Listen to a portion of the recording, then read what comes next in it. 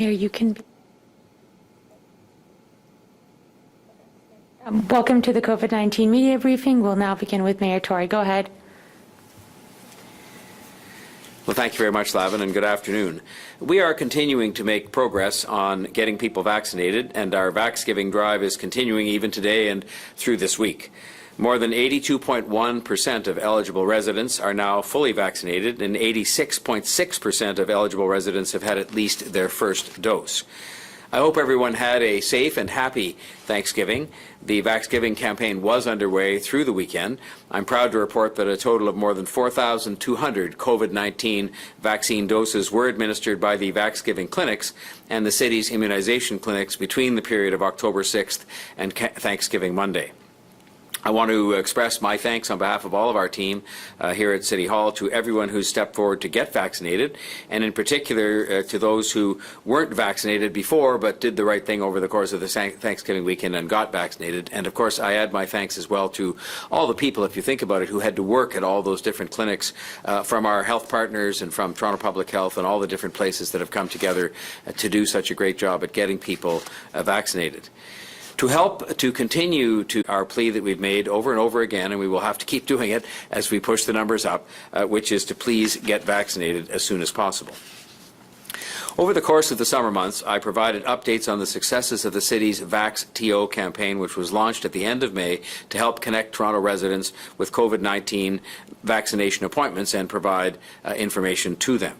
We launched a Vax-TO information text line featuring 14 language navigation options, 12 translated City of Toronto microsites, a variety of multilingual, social and digital advertising, a series of citywide and ward and language-specific town halls, and an established call centre where live agents have been able to connect directly with residents with information about booking vaccination appointments. This was all part of an effort led by the City and by Toronto Public Health and with the leadership of Councillor Cressy, who will talk more about this today. But it continues to be very important for us, and it has been the subject as we move towards the 90% target to shift our efforts so that we can help all eligible first dose recipients now become fully vaccinated with their second dose. This is a very particular challenge for us, and that is because as of yesterday, 215,000 more people from Toronto, residents of Toronto, needed to be vaccinated to reach the 90% coverage with both doses in the eligible population. But if you drill down on those numbers a little bit, you find that 123,000, a little more than half of those people have already received their first dose, and 48,000 plus are already considered overdue for their second dose. And so we will continue to work hard at that. Younger adults in the 18 to 24 and 25 to 29 age groups represent the highest rate of partially vaccinated individuals, one dose but not two, so that we are leaving no stone unturned, and we will continue not to leave any stones unturned. This campaign is helping to get people to have their first dose, and it is now focused as well on making sure we get people who have had that first dose to have their second dose. And I believe it shows that this team, safely with their family and friends for Thanksgiving, that we have made progress. It was something we weren't able to do last year because we didn't yet have the vaccines. It seems like a long time ago, and seems like the vaccines, it seems like a long time ago, and seems like the vaccines have been with us for a long time. A gradual program of reopen and consistent policy, but we just need to make sure, more so than anything else, that more and more and more and more people get vaccinated, because we've got to get to that 90% level.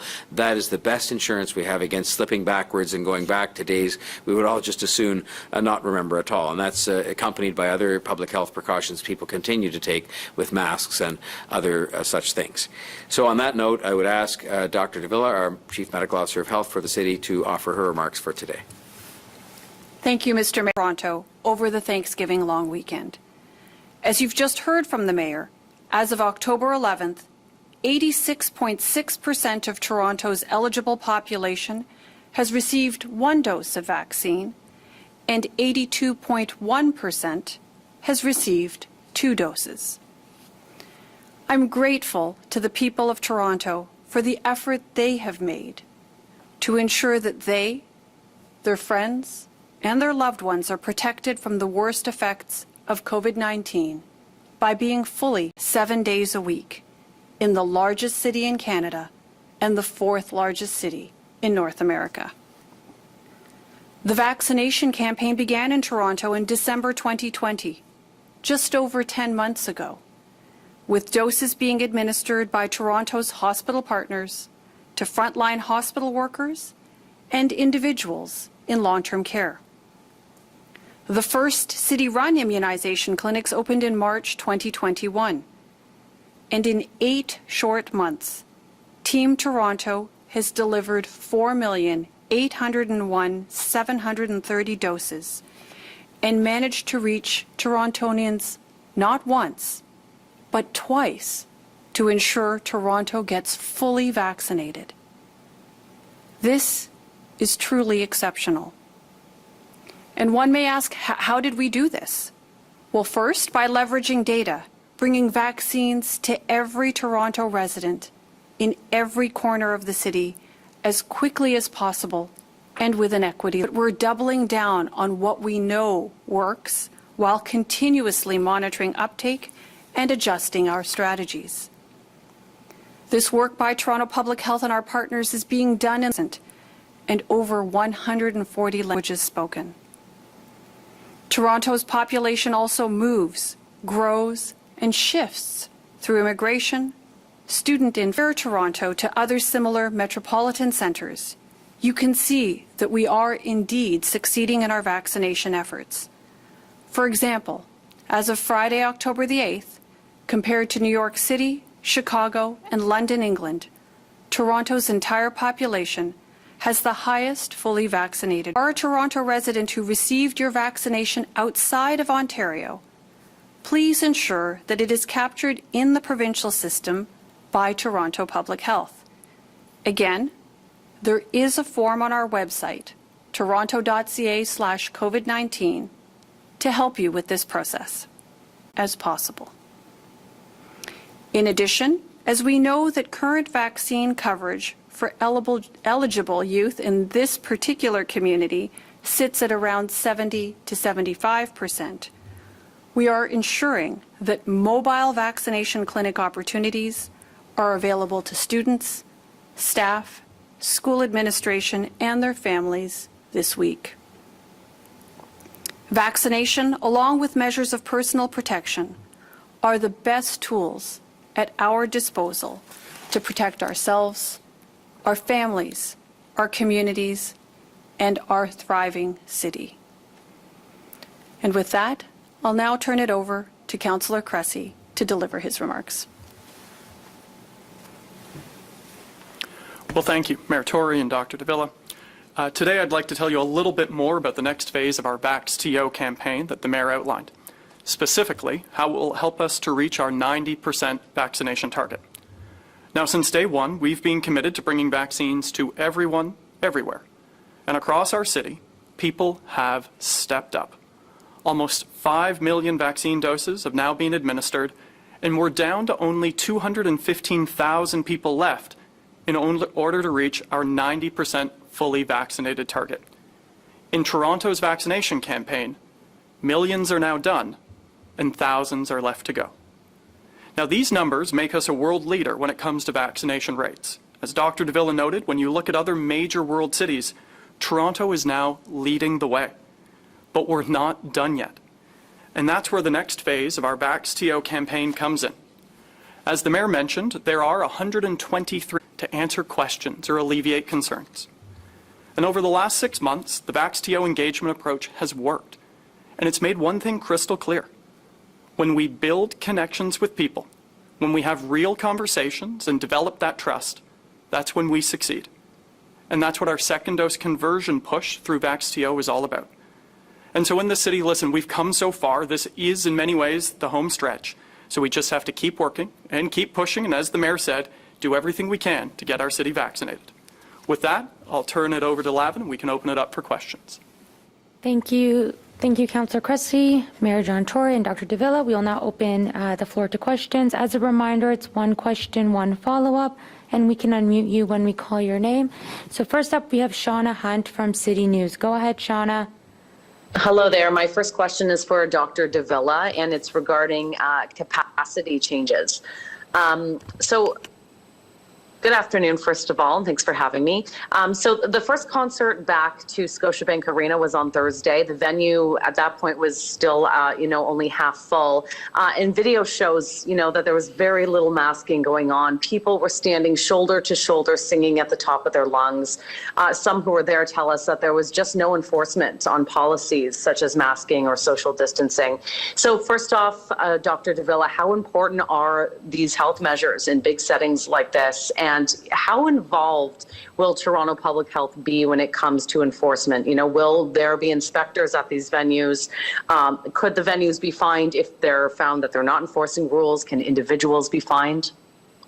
Well, Shauna, there's a lot of questions, I think, all wrapped into one there. So let me try to address the most major, or the key points that you're articulating. We've been talking about this from the beginning of the pandemic, that with the residents of the City of Toronto who've been terrific when it came to taking their personal responsibility to get vaccinated, for example, and to following rules that have evolved over time as we've gone through this very long, nightmarish pandemic. But there continues to be, first and foremost, a sense of personal responsibility people have to have so that we don't go back to a time of no concerts, no restaurants, no shopping. But I would also say that the places that have been subject to more liberalized rules were well aware of the fact that there were requirements that went with that. And there are requirements that are part of the regulations, but there are also requirements that I think have to do with corporate responsibility, whether it's big corporations or small corporations, to make sure that people are kept safe. And so that I just think that we have to look forward to future events of any kind and to have the help. Sure, I mean, we can enforce the law. We have Chris Glover from CBC. Go ahead. Oh, hi there, guys. Thanks for taking our questions. Dr. Davila, this is for you. I want to go back to the Silverthorne collegiate story, if we could. There are around 20 other TDSB schools in active outbreak. And for example, a school in Scarborough has also got 7 cases right now. But every other school remains open. How come? Well, Chris, I think that whether a school remains open or stays closed is really an assessment on what's actually happening on the ground. I think we all recognize, along with our school board partners and our healthcare partners, that as much as possible, we would like to maintain our school board partners and our healthcare partners, that as much as possible, we would like to maintain done in a manner that preserves the safety of the entire school community. So absolutely, with the situation at Silverthorne, the investigation was such that it was determined that the best thing to do in order to limit ongoing spread and to ensure the safety of the entire learning community, that a whole school dismissal was warranted. It is the first out of 1,200 schools here, roughly, in the City of Toronto, not the first in the province. This is the nature of, being in the midst of a school year in the context of a global pandemic. But certainly we are working with our school partners, with our healthcare partners, to make sure that every tool at our disposal is being used to help. Static one. It's one that's constantly changing. So this well to staff within the school environment and the families of those people who are part and parcel of those school communities. We have over 100 nurses who are working with schools. They have many measures that they've got in place at schools in keeping with provincial guidance, whether it's screening tools that are done on a regular basis or the use of daily screening, guidance on masking, guidance on infection prevention and control, and reporting mechanisms so that we can identify cases as quickly as possible and put in. Next up, we have Mike from CTV. Go ahead, Mike. Good evening, and thank you for taking my question. This is for Dr. Davila, following up on Silverthorne as well. Just hoping if you can confirm how many of those 11 student cases were transmitted at the school, and secondly, can you elaborate on a specific event or setting at the school that you may be looking at that led to the spread of the virus? So thanks for the question.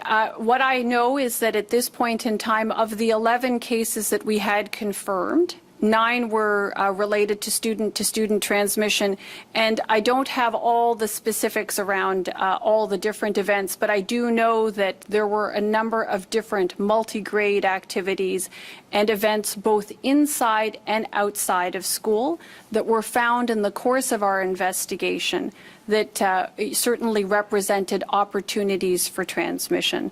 So, you know, these kinds of investigations do take time, but I can assure you that all the measures have been put into place, and we are looking forward to trying to get these kids back to school as soon as possible, recognizing that they've got whole school testing now, online learning ongoing right now, but we're looking forward to seeing them get back to school in person as soon as we can, as our investigation proceeds and establishes that it's safe for them to return to an in-person learning environment.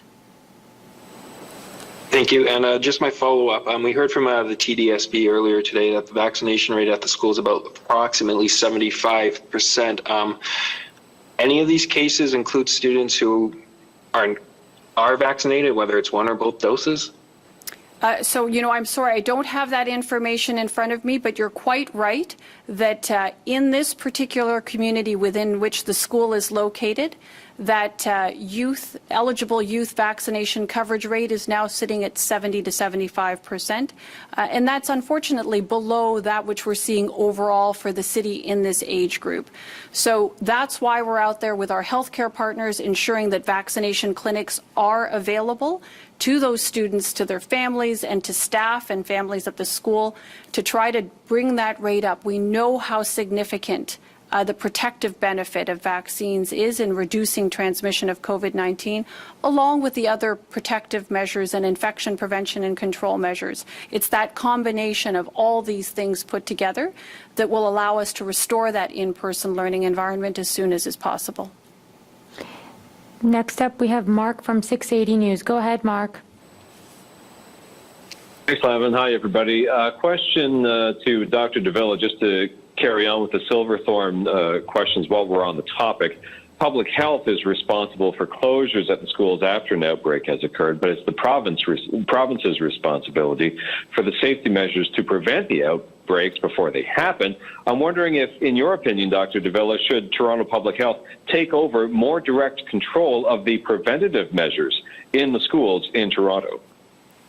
So, Mark, I can tell you that the team at Toronto Public Health that is engaged with our schools is deeply embedded and in regular conversation, not only with schools and school boards, but certainly with provincial partners as well. And this work occurs all over the province. We are all learning from each other, you know, what works in different settings, and we're constantly improving those infection prevention and control measures in concert with our expanding knowledge on this still relatively novel virus. So I'm quite satisfied with the way things are working, and we're continuing to learn, and you'll see us obviously always improving our practice based on our experiences on the ground and learning from the experiences of others as well. Follow-up then to either Dr. Davila or Councillor Cressy. Does the change in the VaxTO focus to second dose conversion calls and texts mean there will be no more calls and texts about first doses, or will that aspect of the program still continue, but just in sort of in a back burner kind of way? So perhaps I can start off, and we'll see whether Councillor Cressy has anything further to add. I think, Mark, the short answer is that we are turning over every imaginable rock. So certainly with VaxTO, there is an emphasis at this point in time in getting second doses to those who we clearly know already have a first dose on board. But that certainly doesn't deter us from seeking to increase first dose administrations for those who have yet to take advantage of the protective benefit of vaccines. We know that this is one of the most valuable tools we have in our toolkit to help us get to the other side of this pandemic. And I don't think there's any question that all of us want to, see this pandemic more in the rearview mirror. And we know that vaccination is a significant step towards getting us there sooner rather than later. Mark, the only thing I would add is I think since the very first day of this vaccination campaign at the city, our approach has been multi-pronged. using. It seems that we read about these things in the newspaper as opposed to having a genuine sense of collaboration with some of these groups. But I don't know exactly who wrote this report, but some of them are more interested in political theater than they are in actually helping us with this issue. But we're going to take every step we can to protect people, as we have in previous winters, and we'll do everything that we possibly can to help people experiencing homelessness, especially in our very harsh climate. As a quick follow-up, the group known as the Shelter Housing Justice Network is the one that put it together. And in addition to that, some of their key demands include, obviously there's been some contention around the homeless encampment clearings. Among the demands, repealing the no camping bylaw and freezing all evictions from the homeless encampments. Obviously, we've spoken about this quite a bit, but just wanted to get your thoughts on the fact that they're once again calling for that. Encampments in public parks remain unsafe, principally. Hundreds of calls to fires and other kinds of emergencies. They're unhealthy. They just can't possibly be healthy with the sort of food, with the sanitation and other kinds of situations, and they're illegal. And I would be shocked if the City Council of the City of Toronto were to overturn a bylaw that provides for those kinds of encampments not to be a proper legal use of public parks. I personally would not support that, and I think the vast majority of City Council would not support that. What we're going to continue to do is to work really hard, as we're doing, city staff and other people we brought in to try and help us with this from the community, to take the people experiencing homelessness and one by one, which is how we have to do this work, convince them to accept safer indoor housing, healthier indoor housing, and to hope that maybe some of the encampment people who actually are continuing to set up tents in parks that sometimes aren't even for homeless people and things like that will decide that they're going to get on board and help us with our efforts, including the efforts we're making with supportive housing, where I've had no help from that group or those groups whatsoever. But we'll continue with our efforts, but we will not be, at least not under my leadership.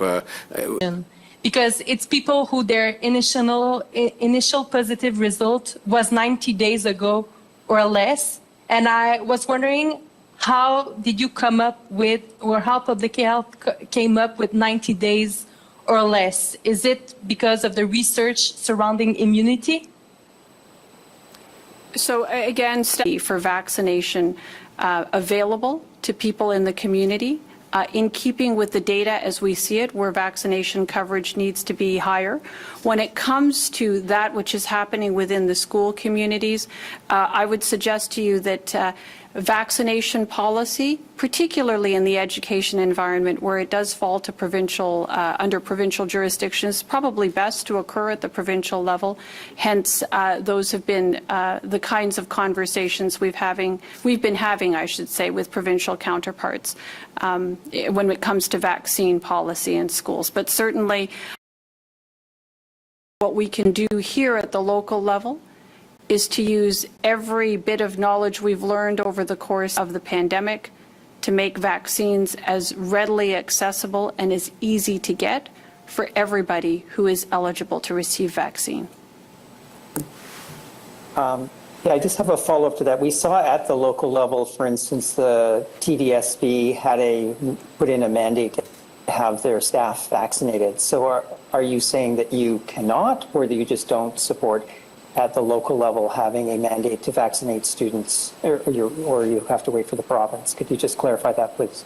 So I would say that given that we're talking about the education system that is within provincial purview, and that the province actually has the records and has the jurisdiction, they are probably the more effective party for vaccination policy of this ilk.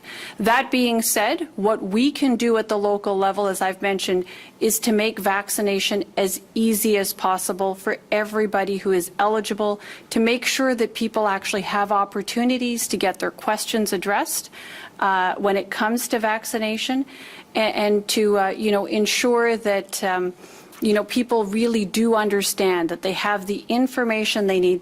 They know where to get vaccines, what the benefits are, and why they should go out and get it, and recognize that it's not only for themselves, but for all of us who wish to see in-person learning continue. particularly because we have those who are less than 12 years of age who are not yet eligible to receive vaccine. The best thing we can do to continue to preserve that in-person learning environment is for all of us who are currently eligible to receive vaccine to get vaccinated. And lastly, we have Jane Stevenson from The Sun. Jane, go ahead. Oh, thanks very much. I'm just wondering if the mayor and if the doctor or the council want to weigh in as well on this development by the Toronto Transit Commission considering recalling retired workers to fill gaps caused by workers who do not comply with the COVID-19 vaccine mandate by the end of the month. Well, I'll perhaps start and simply say this. When you have a situation that arises either because of a work disruption or, in this case, possible, and I certainly hope we don't have any kind of widespread or hopefully any people that get suspended, for example, or anything like that because of failure to adhere to vaccination policy, you have to have contingency plans. We've had those in many different circumstances over time. And I think that the TTC, as usual, is just doing a very prudent thing in reaching out to some of their retired workers to see if they were available, if needed, because what we have an obligation to do as a city is to provide transit service to get people to and from work and school and go about their daily duties. And we have to look for contingency plans to make sure we can do that if we are short people because of the vaccination mandates. But I'm still very hopeful that what we can do, working with our friends in the unions that represent our TTC workers and with the workers themselves who do such a great job for us, is we can reassure them, inform them, work with them, comfort them, and get them vaccinated so that this becomes kind of an academic question and it just becomes a contingency plan you would expect any responsible organization to have, but it never has to get implemented. Great, thank you very much. And did the doctor want to weigh in on this, or? Well, you know, when it comes to worker vaccination, that really does fall more within the realm of occupational health and safety. I can say that over and above the city's responsibilities, which the mayor spoke to around providing a transit service, as I understand it, and again, I'm not an occupational health expert, but employers do have an obligation to ensure a safe workplace for their employees. And one of the ways by which you do that is to ensure that there's a vaccination policy in place, again, to protect people from the negative impact associated with COVID-19. This seems like a very good move from an employer perspective, I would think, in the middle of a global pandemic. And from a public health perspective, we know that the more we have people within our community vaccinated, the safer we all are. And as I spoke to before, we know that there are currently people in our community who are not yet eligible to receive vaccine. That's just an additional reason, over and above protecting ourselves as we get vaccinated. The more of us who get vaccinated, the better protected are all those in our community who cannot currently get vaccinated at this point. So I think it's just a good move all around.